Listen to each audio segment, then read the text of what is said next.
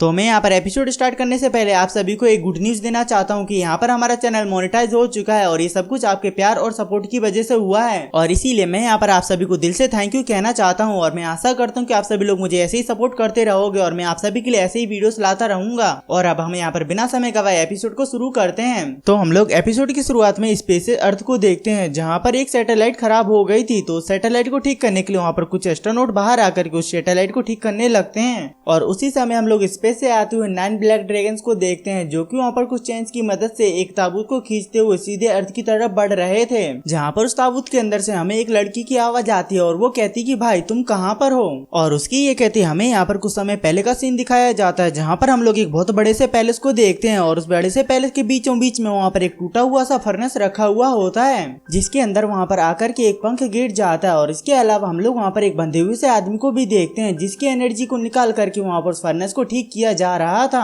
और तभी वहाँ पर उस गिरे हुए गोल्डन पंख के कई सारे डुप्लीकेट हो करके वहाँ पर उस पैलेस के अंदर जाने लगते हैं। जिसके बाद हम लोग वहाँ पर उस पैलेस के अंदर देखते हैं जहाँ पर एक सोल्जर अपने एम्परर को बधाई देते हुए कहते कि आज फाइनली 1 लाख हेवनली हीरोज के बलिदान के बाद आज आपका इमोर्टल फर्नेस पूरी तरीके से ठीक हो चुका है। तो ये सुन के वो एम्परर खुश होते हुए कहते कि आज फाइनली वो इमोर्टल फर्नेस ठीक हो गया जिसके लिए मैंने यहाँ पर इतने सारे कष्ट उठाए और ना जाने कितने सारे बलिदान दिए। और अब जब ये इमोर्टल फर्नेस पूरी तरीके से ठीक हो चुका है तो अब किसी के अंदर भी इतनी हिम्मत नहीं है कि वो मुझे यहाँ पर इन सभी डिवाइन नेशंस के ऊपर कब्जा करने से रोक सके। और फिर क्या था उसके इतना कहते वहाँ पर वो सभी गोल्डन विंग्स अंदर आ जाते हैं जिन्हें देख करके वहाँ पर मुझे सभी सोल्जर्स उनके ऊपर अटैक करने लगते हैं। लेकिन उससे उन गोल्डन विंग्स को कोई भी फर्क नहीं पड़ता और गोल्डन विंग्स इतने ज्यादा पावरफुल थे कि उन सभी सोल्जर्स को चुटकियों में राख बनाते हुए बड़ी स्पीड में उस एम्परर के ऊपर अटैक करने के लिए चले जाते हैं। जिन्हें देख करके वो एम्परर वहाँ पर अपने सिल्वर विंग्स को बाहर निकाल कर उनके ऊपर अटैक कर देता है और इसकी वजह से वो अटैक तो डिस्ट्रॉय हो जाता है मगर उन गोल्डन विंग्स की पावर ज्यादा होने के कारण वो एम्परर वहाँ पर सीधे जाकर पीछे गिरता है। जिसके बाद वो सभी गोल्डन विंग्स वहाँ पर एक फॉर्मेशन को एक्टिवेट कर वहाँ पर एक लेडी को अपेयर करते हैं और उस लेडी का नाम रूथलेस एम्परर है जो कि वहाँ पर देखने में बहुत ज्यादा खूबसूरत है।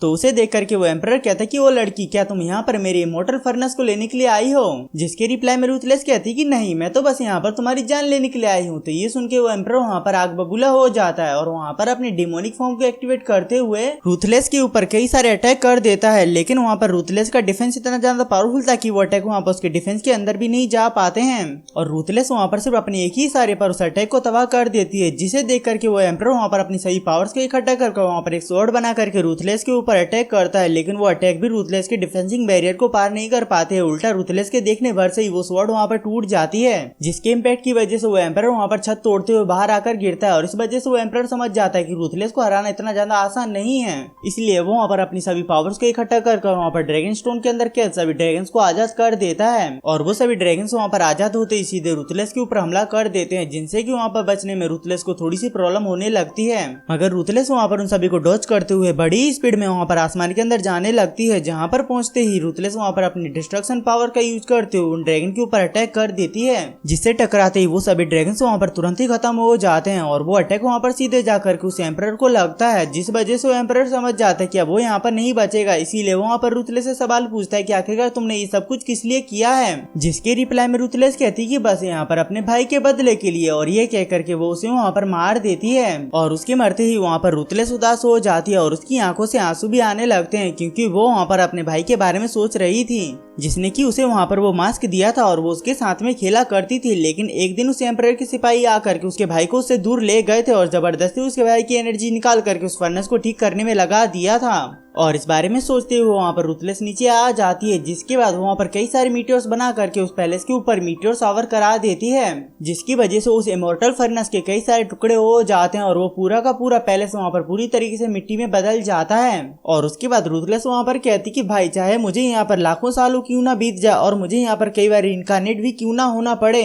मैं जब तक तुम्हारा इंतजार करूंगी जब तक तुम मुझे मिल नहीं जाते। और उसकी ये कहती है यहाँ पर हमारे सीन चेंज होकर के हमारे मेन लीड कैरेक्टर याफिन के ऊपर आ जाता है जो कि वहाँ पर एक आलीशान से घर में रहता है। और इसके अलावा उसे वहाँ पर एशियन रूइंस के बारे में पढ़ना बहुत ज्यादा पसंद है इसीलिए वो वहाँ पर एक बुक लेकर के उनके बारे में पढ़ रहा था। और उसी समय वहाँ पर उनके शहर का मौसम बिगड़ जाता है जिस वजह से उनके शहर में बारिश होने लगती है और ये सब कुछ याफिन ऊपर से देख रहा था। और ठीक उसी समय याफिन को एक मैसेज आता है कि आज तो उसके कॉलेज की रीयूनियन पार्टी है और उसे उस पार्टी में जाना है और इसीलिए वो वहाँ पर ज्यादा देर किए बिना वहाँ पर अपनी मर्सिडीज को लेकर वहाँ पर उस पार्टी में जाने लगता है, जहाँ पर पहुंचने के बाद वहाँ पर अपनी गाड़ी को पार्क करके पैदल ही अंदर जाने लगता है, जिसे जाता हुआ वहाँ पर उसका एक क्लासमेट देखता है और वहाँ पर याफिन को उस मर्सिडीज में आया वो देख करके हैरान होता है। जिसके बाद हम लोग उस पार्टी का सीन देखते हैं, जहाँ पर कुछ लोग अपनी बिजनेस डील कर रहे थे और कुछ लोग खा पी कर मस्त थे। और हम लोग उस जगह पर एक क्यूट सी लड़की को देखते हैं जिसका नाम लिन जिया है और वो वहाँ पर सभी से बिल्कुल ही अच्छी तरीके से बातें कर रही होती है। और उसी समय वहाँ पर याफिन आ जाता है, तो याफिन को देख करके लिन जिया कहती कि क्लास लीडर आप फाइनली यहाँ पर आ ही गए, तो चलिए जल्दी से आप हमारे साथ यहाँ पर पार्टी एंजॉय कीजिए। तो ये सब कुछ देख करके वहाँ पर एक स्टूडेंट याफिन को नीचा दिखाने के लिए कहता है कि ये हमारे क्लास लीडर जो कि स्कूल में बहुत ज्यादा फेमस हुआ करते थे,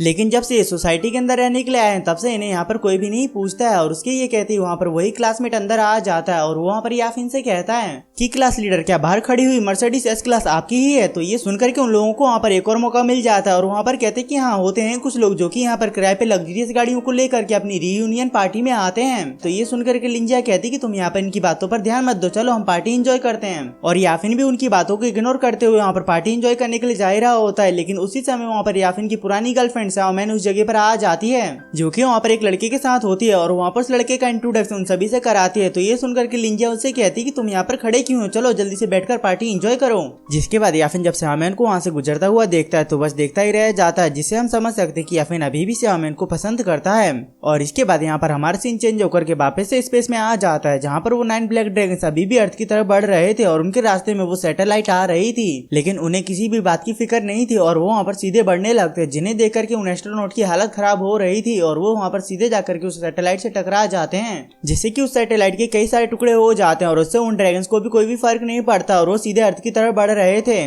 जिनके आने की वजह से अर्थ का मौसम खराब हो जाता है और वहाँ पर हैवी रेनफॉल होने लगती है। और ये सब की खबर वहाँ पर याफिन और उनके सभी दोस्तों को न्यूज के जरिए मिल जाती है, जहाँ पर उन्हें न्यूज में बताया जाता है कि हैवी रेनफॉल होने के कारण उनके शहर में रेड अलर्ट जारी कर दिया गया है, जिस वजह से समुद्र के किनारे वाले सभी इलाकों को खाली कराया जा रहा है, क्योंकि उस जगह पर बाढ़ आने का ज्यादा खतरा है। और याफिन और उसके सभी दोस्त भी समुद्र के किनारे वाले होटल में ही पार्टी कर रहे थे और इस न्यूज को सुनकर के वो सभी लोग वहाँ से जाने का डिसाइड करते हैं, लेकिन याफिन को वहाँ पर थोड़ा सा काम था इसीलिए वहाँ पर रुकने का कहता है। तो ये सुनकर के लियू को मौका मिल जाता है और वहाँ पर लिन जिया से कहता है कि अच्छा हुआ अब आपको यहाँ पर किराए की गाड़ी में नहीं बैठना पड़ेगा, तो इसीलिए अब आप यहाँ पर मुझे मौका देकर देखिए, मैं आपको यहाँ पर आपके घर तक छोड़ दूंगा। तो ये सुनकर के लिन जिया खुश हो जाती है और वहाँ पर याफिन से पूछती है कि क्या मैं जाऊँ, जिस पर याफिन भी उसे वहाँ से जाने की इजाजत दे देता है और वो लोग वहाँ से जैसे ही जाने लगते हैं वैसे वहाँ पर कुछ लोग भी उनके साथ में जाने के लिए कहते हैं, जिस पर लियो उनसे कहता है कि ठीक है तो फिर तुम भी चलो। और ये कहने के बाद वो सभी लोग वहाँ से चले जाते हैं। और इसके बाद यहाँ पर हमारा सीन चेंज होकर के उनके शहर में आ जाता है, जहाँ पर हैवी रेनफॉल होने के कारण उनके शहर के कई सारे डैम टूट गए थे, जिस वजह से उनके पूरे शहर में पानी ही पानी भर जाता है। और इस वजह से लियो की गाड़ी भी बीच हाईवे पर फंस गई थी और उसकी गाड़ी के अंदर भी पानी आने लगता है, जिस वजह से उसकी गाड़ी के डोर भी लॉक हो जाते हैं। इस वजह से वो सभी लोग वहाँ पर बहुत ज्यादा घबराने लगते हैं और वहाँ पर अपनी हेल्प के लिए चिल्लाने लगते हैं कि कोई तो आकर यहाँ पर हमारी मदद करो।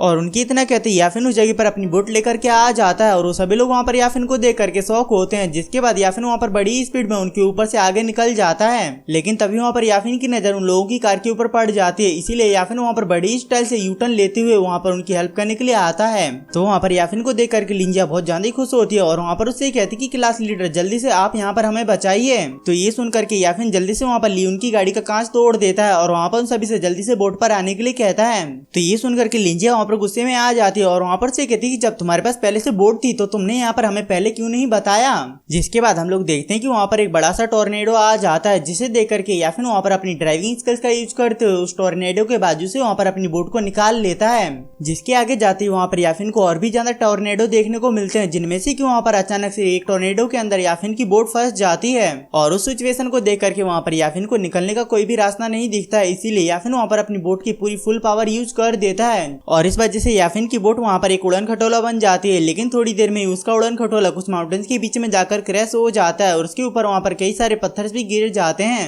और इसके बाद हम लोग वहाँ पर थोड़ी देर बाद का सीन देखते हैं, जहाँ पर वो मौसम पूरी तरीके से ठीक हो गया था। तो उस मौसम को साफ देख करके याफिन और उसके सभी दोस्त उस बोट से निकलकर बाहर आ जाते हैं और वहाँ पर बाहर आने के बाद उन सभी लोगों को नीचे जाने का कोई भी रास्ता नहीं दिखता है, इसीलिए वो सभी लोग वहाँ पर उस माउंटेन के ऊपर चढ़ने का डिसाइड करते हैं। और वो सभी लोग वहाँ पर ऊपर चढ़ते चढ़ते बहुत ज्यादा थक गए थे, तो वहाँ पर याफिन शाओमेन को इतना ज्यादा थका हुआ देख करके वहाँ पर शाओमेन की हेल्प करता है ऊपर चढ़ने में। और वो लोग वहाँ पर ऐसे ही कंटिन्यूसली उस माउंटेन को चढ़ते हुए जा रहे होते होते हैं। जिसके बाद हम लोग वहाँ पर थोड़ी देर बाद का सीन देखते हैं जहाँ पर उन लोगों ने फाइनली अपनी उस चढ़ाई को कंप्लीट कर लिया था और इस वजह से उन सभी की हालत बहुत ज्यादा खराब हो गई थी और वो लोग वहाँ पर गहरी गहरी सांसें ले रहे थे। लेकिन जैसे ही वो सभी लोग उस जगह की खूबसूरती को देखते हैं वैसे उनकी वो थकान गायब हो जाती है और वो वहाँ पर बहुत ज्यादा एक्साइटेड हो जाते हैं क्योंकि वो जगह देखने में बहुत ज्यादा खूबसूरत थी। और जगह को देख करके वो सभी लोग वहाँ पर आपस में बातें करने लगते हैं कि ये जगह एक एशिएंट मकबरा है जिसे कि यहाँ पर एक एम्परर ने बनवाया था और वो इस बारे में वहाँ पर और भी बातें करते हैं। लेकिन तभी उसी समय वहाँ पर जोरदार हवा चलने लगती है जिसकी वजह से उन सभी की नजर वहाँ पर आसमान से आते हुए 9 ब्लैक ड्रैगन्स के ऊपर पड़ जाती है,